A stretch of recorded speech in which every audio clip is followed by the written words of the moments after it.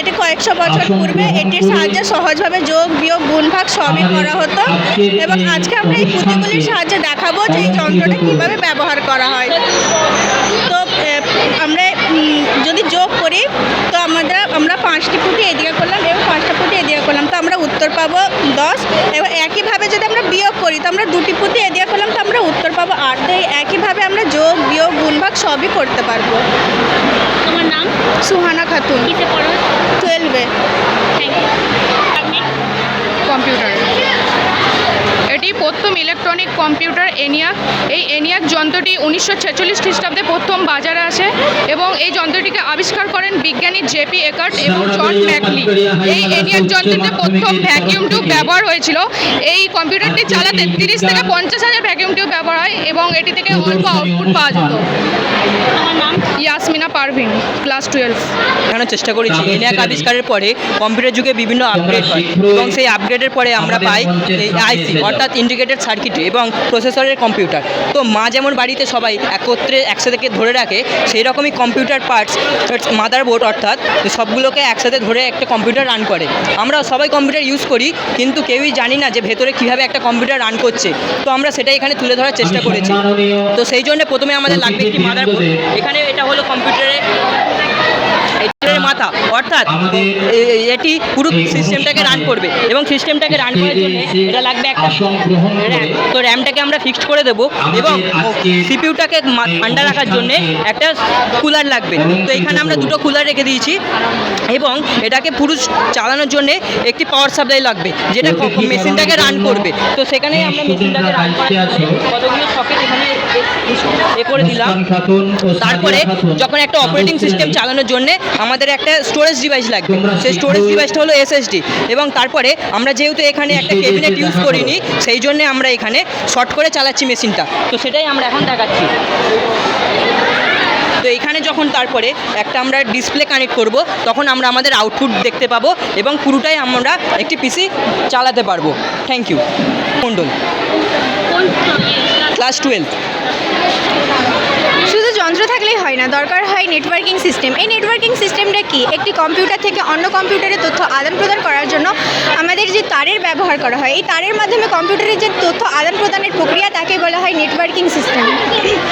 Networking topology. Networking topology local area বা land এরিয়ায় কম্পিউটারগুলি একটি জ্যামিতিক বিন্যাসে রাখা হয়। এই কম্পিউটারের জ্যামিতিক বিন্যাসটিকেই বলা হয় নেটওয়ার্কিং টোপোলজি। নেটওয়ার্কিং টোপোলজিকে 6টি ভাগে ভাগ করা হয়েছে, যেমন bus topology, ring topology, star topology, tree topology, mesh topology, hybrid topology. এর মধ্যে অন্যতম হচ্ছে স্টার টোপোলজি। এই স্টার টোপোলজিটাকেই আমরা আমাদের কম্পিউটারের যে মডেল সেটার দ্বারা প্রকাশ করার চেষ্টা করেছি। এখানে প্রথমে আমরা দেখতে পাচ্ছি হাব। এই হাব কী করে? এই সমস্ত ধরনের কম্পিউটারে যে যত ধরনের তথ্য থাকে সেই হাব সে তথ্য সঞ্চয় করে রাখে। তারপর যেই মেশিনে যেই তথ্য প্রয়োজন হয় হাব সেই মেশিনকে সেই তথ্য প্রদান করে। এখানে আমরা দেখতে পাচ্ছি, আমরা লাইটের মাধ্যমে দেখানোর চেষ্টা করেছি যে হাব সমস্ত কম্পিউটারকে কীভাবে তথ্য প্রদান করছে। এক্ষেত্রে কী হয়, কোনো কম্পিউটার যদি কোনো কারণে ড্যামেজ হয়ে যায়, বন্ধ হয়ে যায়, যদি না চলে তাহলে অন্য কম্পিউটারগুলোও চলা বন্ধ হবে না। এটাই আমরা আমাদের এই মডেলের দ্বারা বোঝানোর চেষ্টা করেছি। ধন্যবাদ। নাম কি আছে? সাহারিনা পারভিন। জুলেখা পারভিন, কিসে পড়ো? ক্লাস 8। ক্লাস 9। তো এটা হচ্ছে বর্তমানে ব্যাপক প্রচলিত এআই বা আর্টিফিশিয়াল ইন্টেলিজেন্স। আর্টিফিশিয়াল মানে হচ্ছে মানুষের দ্বারা তৈরি বা কৃত্রিম, এবং ইন্টেলিজেন্স মানে হচ্ছে বুদ্ধিমত্তা। এখানে আর্টিফিশিয়াল ইন্টেলিজেন্স মানে হচ্ছে কৃত্রিম বুদ্ধিমত্তা। এই আর্টিফিশিয়াল ইন্টেলিজেন্স বা কৃত্রিম বুদ্ধিমত্তা কি? যে উন্নত প্রযুক্তি কম্পিউটার সমূহের নিজস্ব কল্পনা, যুক্তি এবং সাধারণ জ্ঞান প্রয়োগ করে বিভিন্ন সমস্যা সমাধানের সক্ষমতা দেয় তাকে আর্টিফিশিয়াল ইন্টেলিজেন্স বা কৃত্রিম বুদ্ধিমত্তা বলা হয়। এই আর্টিফিশিয়াল ইন্টেলিজেন্স জন ম্যাকার্থি নামে একজন আমেরিকান বিজ্ঞানী, যিনি আর্টিফিশিয়াল ইন্টেলিজেন্সের জনক ছিলেন। তিনি 1950 দশকে আর্টিফিশিয়াল ইন্টেলিজেন্স শব্দটিকে ব্যবহার করেন এবং এটিকে বুদ্ধিযন্ত্র তৈরির বিজ্ঞান হিসাবে ঘোষণা করেন। তিনি 1956 সালে ডার্টমাউথ নামে একটি কলেজে একটি সম্মেলনের আয়োজন করেন যা থেকে এআই গবেষণা শুরু হয়। তিনি লিস্প নামে একটি প্রোগ্রামিং ল্যাঙ্গুয়েজ তৈরি করেন যা থেকে এআই গবেষণা, রবোটিক্স এবং অন্যান্য টেকনোলজিতে অনেক ব্যবহার হয়ে থাকে। তো আমরা আমাদের প্রেজেন্টেশনের মাধ্যমে দেখাই চাইছি যে একদিকে রয়েছে আমাদের নর্মাল ব্রেন আর একদিকে রয়েছে এআই ব্রেন। তো নর্মাল ব্রেন আমরা যদি একটি ছবি দেখি, এখানে একটি পাখি একটি খাঁচার মধ্যে রয়েছে। এবার আমরা একটি প্রম্পট ইউজ করছি। তো প্রম্পটটা ইউজ করার সঙ্গে এআই এআই ব্রেন অর্থাৎ গুগল জেমিনায় আমরা একটি ছবি দেখতে পাচ্ছি যে পাখিটি খোলা আকাশের মধ্যে উড়তে শুরু করলো। আমরা যদি আরেকটি দেখি, এখানে রয়েছে আমাদের মাদ্রাসার নাম শেওড়াবেড়িয়া পাঁচবেড়িয়া হাই মাদ্রাসা এইচএস। তো এখানে আমরা আরেকটি প্রম্পট ইউজ করছি। প্রম্পট ইউজ করার সঙ্গে আমরা এআই ব্রেনে অর্থাৎ চ্যাট জিপিটিতে একটি ছবি দেখতে পাচ্ছি। এটা হচ্ছে একটি ইউনিক টাইপের করে লেখা, ওটা সিম্পল লেখা ছিল। তো প্রথম প্রজন্মের অ্যাবাকাস থেকে শুরু করে আমরা বর্তমান প্রজন্মের এআইটি আপনাদের সামনে আমাদের প্রেজেন্টেশনের মাধ্যমে তুলে ধরার চেষ্টা করেছি। এই বলে আমি আমার বক্তব্য শেষ করছি। ধন্যবাদ। নাম? মেহেক খাতুন, কোন ক্লাস? ক্লাস 10। এটি একটি বাজওয়ার গেম বা নার্টেস নামে পরিচিত এই গেমটি।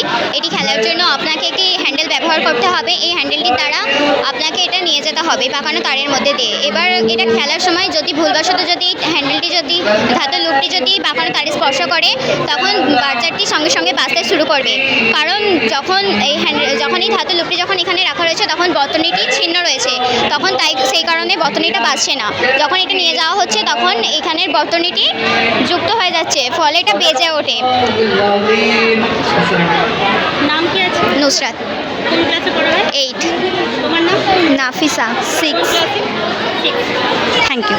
এখানে আমি পটাশিয়াম পারম্যাঙ্গানেট অর্থাৎ জারক পদার্থ এবং জলীয় দ্রবণ গ্লিসারিন মেশানো হয়েছে। এই পটাশিয়াম পারম্যাঙ্গানেট গ্লিসারিনের মধ্যে বিক্রিয়াটি অত্যন্ত তাপ উৎপাদী, স্বতঃস্ফূর্ত দহন বিক্রিয়া। এই বিক্রিয়াটি যখন করব তখন আমাদেরকে বিবেচনা করতে হবে, যেমন আমরা স্বতঃস্ফূর্তভাবে বিভিন্ন উজ্জ্বল শিখায় জ্বলে উঠবে, তীব্র বেগুনি লাল শিখা এবং উল্লেখযোগ্য পরিমাণে ধোঁয়া উৎপন্ন হয়।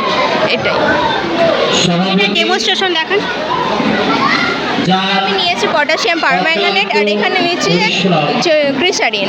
দিবারাত্রি পরিশ্রমের মাধ্যমে আজকে আমরা এই এখানে কোনো ধোঁয়া এবং উল্লেখযোগ্য পরিমাণে বিভিন্ন কখনো উৎপন্ন হয়েছে। এর জন্য আমরা বিভিন্ন গ্লিসারিন আর পটাশিয়াম পারম্যাঙ্গানেট নিয়েছি। এখানে জল দিয়ে কীভাবে আগুন জ্বালাতে হয় সেখানে দেখিয়েছি। সেই ব্যক্তিটি হলো এই মাদ্রাসার ক্লাস 9। তোমার নাম? জাসমিনা খাতুন। শিক্ষক তোমার নাম? সাফিনা জনাব কোন খাতুন। ক্লাসে পড়া হয়? নবাব আলী সাহেব। Thank you.